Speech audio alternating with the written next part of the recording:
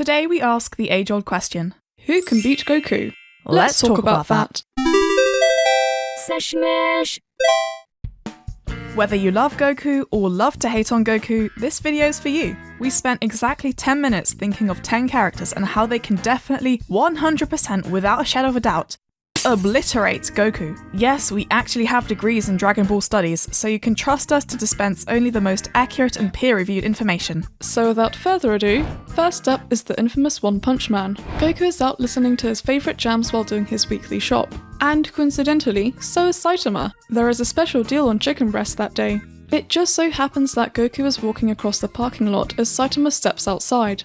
The sky is bright and clear that day, you see, and the harsh summer sunlight bounces off Saitama's glorious bald head. The glint catches Goku's attention, and he turns to look, thus immediately getting dazzled and blinded. Goku ends up tripping on uneven paving and stumbles right into the path of a delivery truck. Rest in pieces, Goku's groceries. And so begins Goku's miserable isekai adventure, cause how else are we gonna explain him encountering different characters in different universes? Goku's first destination is the weird and wondrous world of Hunter x Hunter. He unceremoniously lands on the residence of one of the most formidable characters in the series. That's right, Tonpa. Goku destroys a year's worth of supply right in front of his very eyes, and to make matters worse, flees the scene. Tonpa immediately begins plotting his revenge and tracking Goku's every move. At last, they meet again at the Hunter exam because Goku wants to be the strongest, but Tonpa, he wants revenge. And so he serves it to Goku in the form of a totally inconspicuous soda can. The poisonous concoction is so potent it sends Goku running to the only available loo within seconds, where he remains for quite some time.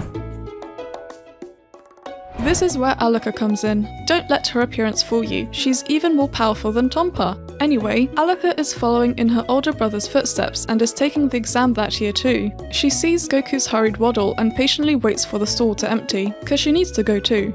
She waits and waits and waits, yet the loo is still occupied.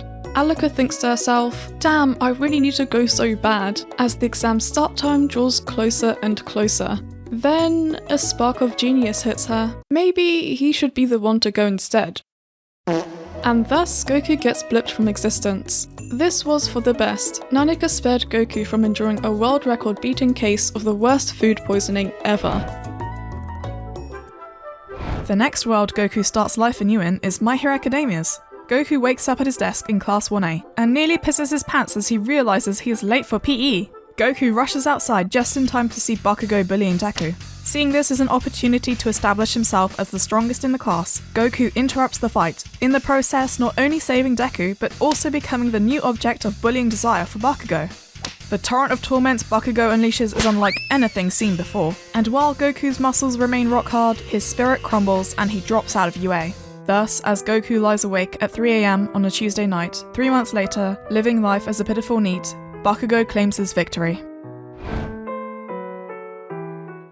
That same night, Kyubey appears as if answering Goku's plight. Incubators normally seek out young girls for their high emotional energy, but Goku's potential is too big to pass up, so they make an exception. Goku's one and only dream to become the strongest would now surely be fulfilled, if for the small price of his soul. However, little does Goku know that he has to continuously defeat witches in order to keep his soul gem from corruption, and he has no friends to warn him. Thus, it only takes 1 month before Goku succumbs to deep despair, his witch transformation activating his isekai powers and transporting him to the next universe.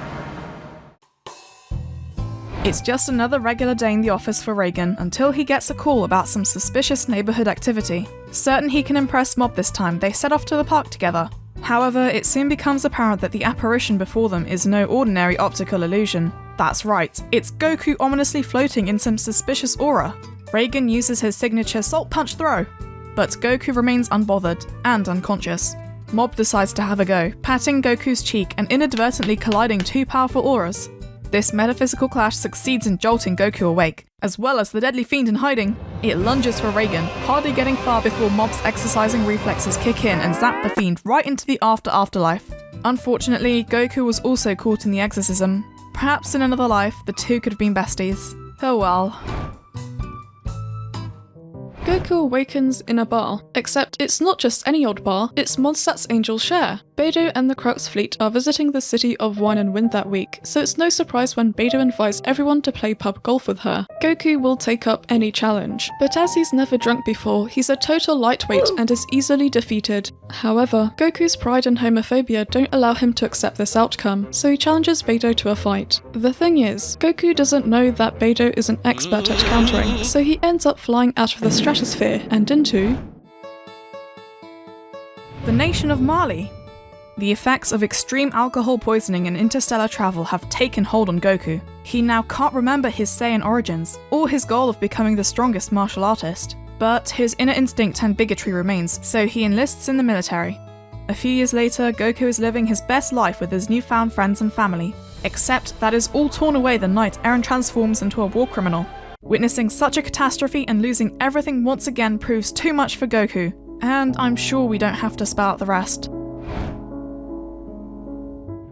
Death is not the end for Goku, and he awakens once again in a chair that is all too familiar to a certain breed of anime fans. It's Aqua's afterlife domain. He regains all his memories of his isekai adventures, and his dream of becoming the strongest is not yet over. Goku demands to be sent to a weakling world in dire need of saving from a demon king. It's just a demon king after all. How hard could it be? Well, as it turns out, very. Not only does the annoying Aqua come along, but she also spends all of Goku's money on booze. And so, Goku has to take on his most detested commission, clearing out giant frogs. During this mission, he gets distracted by Aqua doing party tricks and thus gets swallowed by a frog. Inside the frog is a wormhole. Well, calling it a frog hole would be more accurate. And actually, this was Aqua's plan all along. She detected Goku's homophobic aura and did not want to associate with him for any longer than necessary. This way, Aqua can write off Goku's disappearance as a tragic accident when she has to file her paperwork. It's a warm and pleasant afternoon, and Saiki is at his favourite coffee jelly restaurant, being first in line to try their new coffee jelly flavour, double coffee. Saiki places his order, sits down at an empty table, and prepares to send his taste buds to heaven. Just as he's about to dig in, Goku poofs into existence and lands on the coffee jelly. And you see, Saiki had a really tough week, and this was gonna be his reward for surviving it. But some random homophobe landing on his coffee, yes, Saiki's X-ray vision detects the homophobia within Goku, was really the last straw. Saiki takes out his pins and goes all out. Faster than one can blink, Goku gets turned into a coffee jelly to replace the one he squashed. Saiki puts the pins back in, sits down, and digs in as if the past 10 seconds had never happened. And at last, that's all we have time for today. This is by no means an exhaustive list. For example, Gojo Satoru, Misa Amane, Nuko, Ash the Pokemon Trainer, Shaggy, Kirito, Victor Nikiforov, Invisible Baby, Excalibur, and Freddie Mercury could all also beat Goku if they wanted. What is your favourite scenario in which Goku was beaten? Let us know in the comments. And if we made you laugh, subscribe, cause that's what we're here to do.